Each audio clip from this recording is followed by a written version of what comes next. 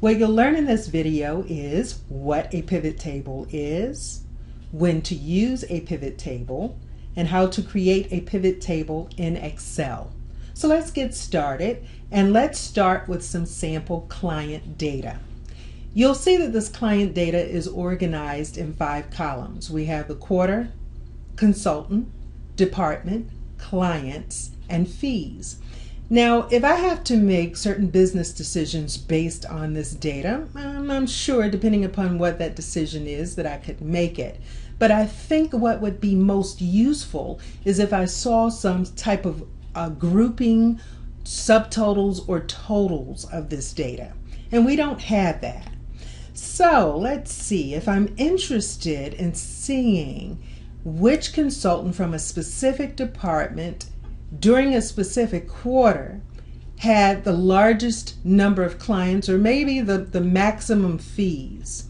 I need to rearrange this data. And what a pivot table will do, it will easily rearrange and summarize the data based on the functions that I choose. So, what is a pivot table? It is a data summarization tool. And we're going to create one here in Excel 2007. It does allow you to look at that data, or this data, from different angles. For example, you can see the data in specific sections, or you can look for key trends. So let's get started by first highlighting the data that we want to include in the pivot table. You do not have to do this first, but I do recommend this because it makes it easier as you specify to Excel what you want to see in the pivot table. Second step is on the Insert menu. Just select or click Pivot Table. All right, a Create Pivot Table dialog displays with 2 sections. First section, it asks you which data you want to analyze, and notice it's automatically populated because we highlighted before we told Excel to start or create a pivot table. Second section is simply asking us, do we want to put this pivot table in a separate worksheet, or to place it in the worksheet where the data is? And preferably, and especially for this presentation, I'm going to create a new worksheet. Click OK. All right, the next thing that you'll see is on the left side, you'll see the layout of the pivot table that we're going to create. And on the right side, you'll see the pivot table field list.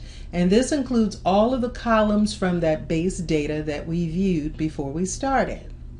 All right, so the first thing that I want to do is I want to see the data presented by quarter. So just left click, drag, and I want it to be my column label. So each of the quarters, notice on the left side, will be displayed in a columnar fashion. All right, the next thing I want to see is I would like to see the consultant as the row label.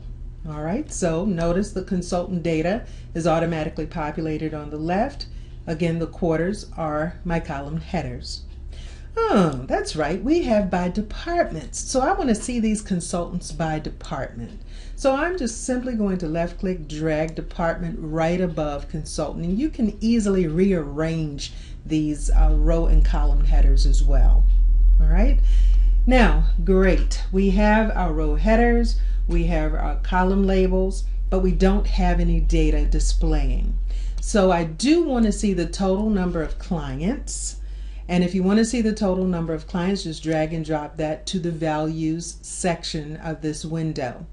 Now by default, it allows you to sum the data. There are other ways to aggregate the data. You can take average, and you can do other kinds of calculations with the data very easily using a pivot table.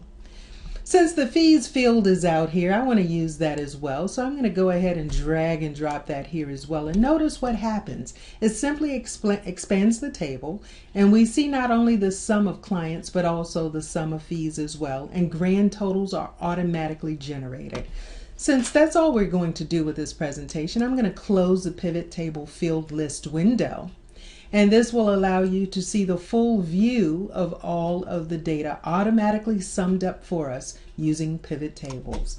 Notice we can easily collapse each of the row labels as well as by columns. Okay, we can choose which columns we do want to see or we don't want to see. Again, it takes away a lot of the cumbersome work and time-consuming work that you would have to do if you had to do this manually.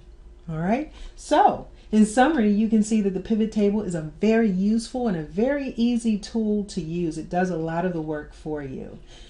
I can now quickly summarize my data in different ways to respond to my business needs, and so can you as soon as you start using it.